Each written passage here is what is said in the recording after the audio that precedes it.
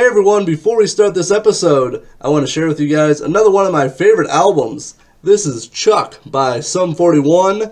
I know you guys probably heard the news about the band disbanding, and part of me hopes it's just a PR stunt, or that they at least go to their 30th anniversary in about 3 years. I had the opportunity to see Sum 41 on their 15th anniversary of Chuck back in 2019. It was an incredible show and one of my favorite concerts I've been to. Chuck is a heavier album that combines elements of metal and punk. They lean heavier with this album compared to the previous album, and I really enjoy it. I highly recommend giving it a listen. Now, let's start the show.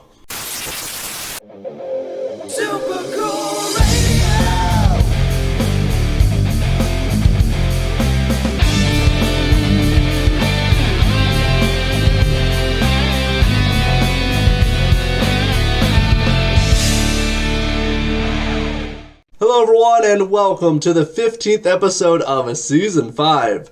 I'm your host as always, Matthew Thomas. Thank you so much for tuning in. Before we jump into all the action, if you could, please thumbs up this video and make sure to subscribe and turn that notification bell. That way to not miss any new interviews or episodes. Also, the best way to support this channel is to buy the shirts at threadless.com. Each purchase directly supports SCR and allows us to continue to produce super cool content like this episode. I'm kicking off this show with the latest music from Morning in May.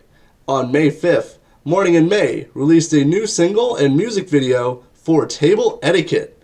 This single blends together rock sounds with catchy, pop-like melodies. The track exudes an atmosphere of confidence, draped in an alluring edge. The video showcases the warmth of spring while still having a frigid aura as snow melts behind the band while they play on a cold day in Cleveland, Ohio. Please check out and support Morning in May. This is their new single, Table Etiquette. Check it out and enjoy.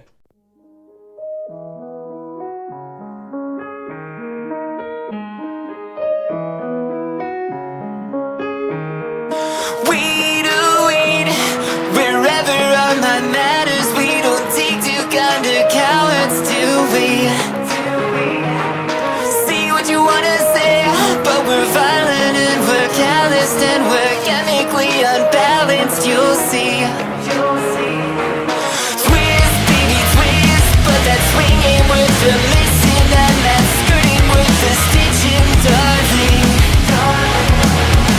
Push, baby, push, if it hurts then keep on pressing. You don't quite know what you're missing, do we? And there's absolutely no, can't stress enough, no.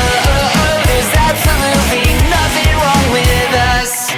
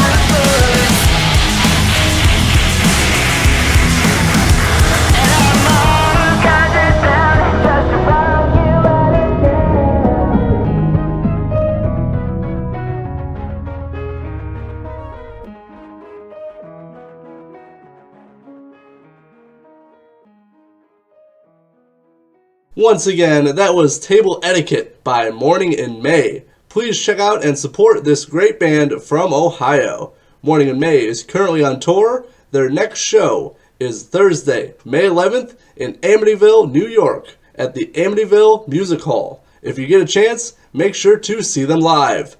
Now it's time for the latest topics and news. Let's go!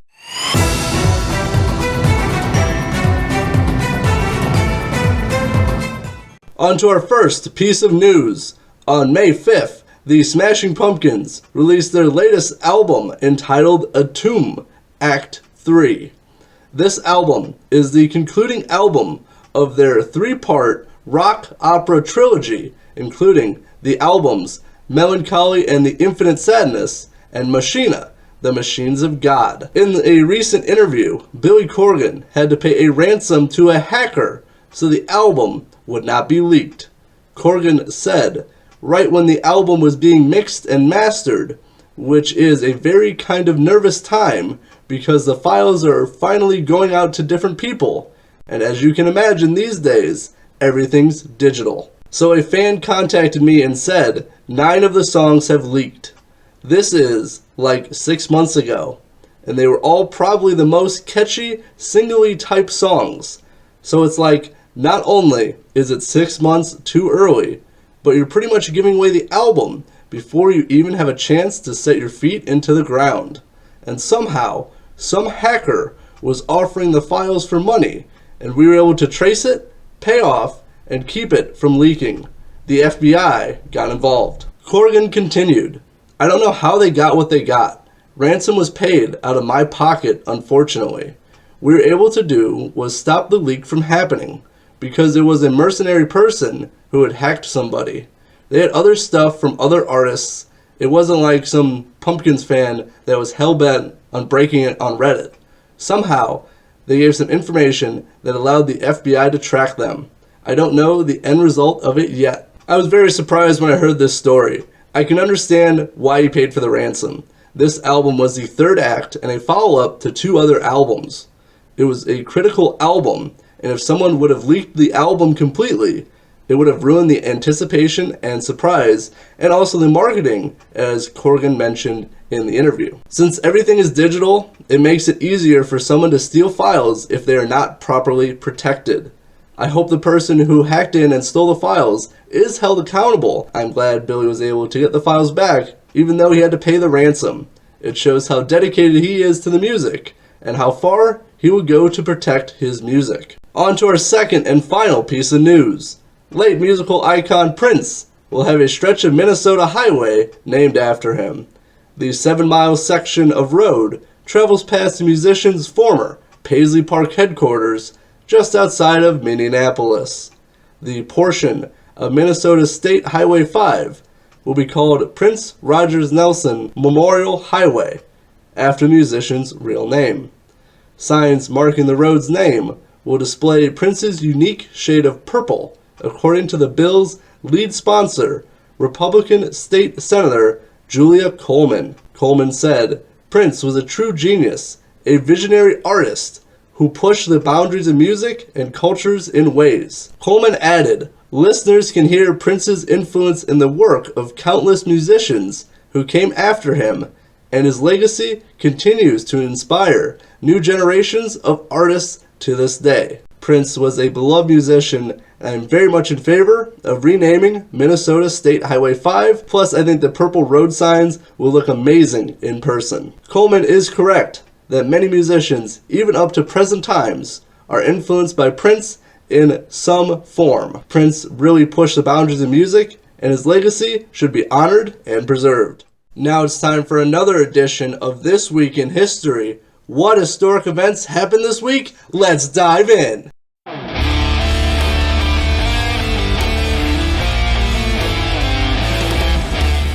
On May 9th, 2020, American singer-songwriter and rock and roll pioneer Little Richard passes away at age 87. On May 12th, 1965, the Rolling Stones record their smash hit, I Can't Get No Satisfaction. On May 13th, 2019, American singer, songwriter, actress, and animal rights activist Doris Day passes away from pneumonia at age 97. And that is it for this episode of Super Cool Radio. Thank you so much for tuning in. Any topics or news you want me to cover, let me know in the comments section. I have time to feature one more song before we go. I'm going to spin music from a great original rock and roll band from San Jose, California, known as the New Nothings. I dig their sound and look forward to seeing how they progress as a band. This is I Wrote It, You Read It by the New Nothings. Check it out.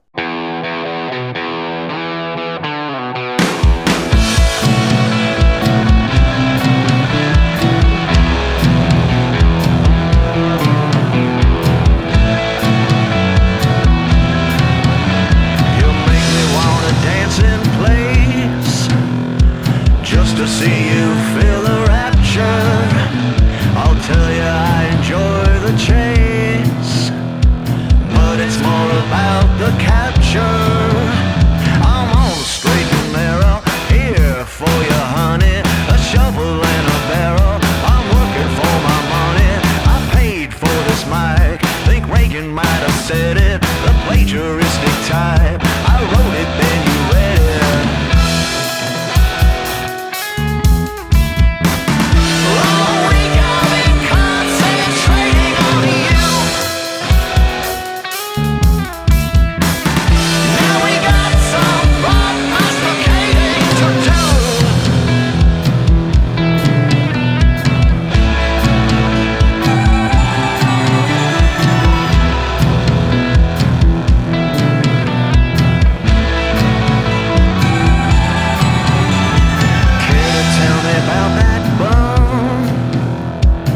Somebody lose his senses. You still dragging around that stone, digging holes for other people's fences. I'll clip you to my keys and stick you in my pocket. No longer on my knees, I think I'll wanna walk it. You feign surprise, that stunt was rather cunning. The sawdust in your eyes, the mascara running.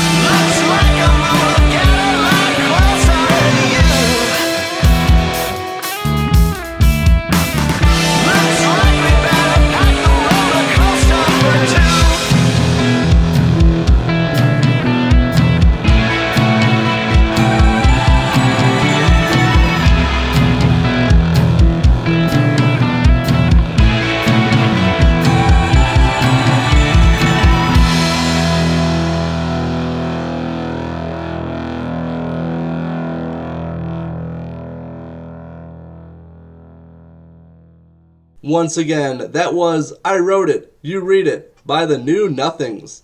And that is it for this episode of Super Cool Radio. If you enjoyed this episode, please like this video and hit that subscribe button. I'm your host as always, Matthew Thomas. Hope you have a great rest of your day. And remember, stay frosty!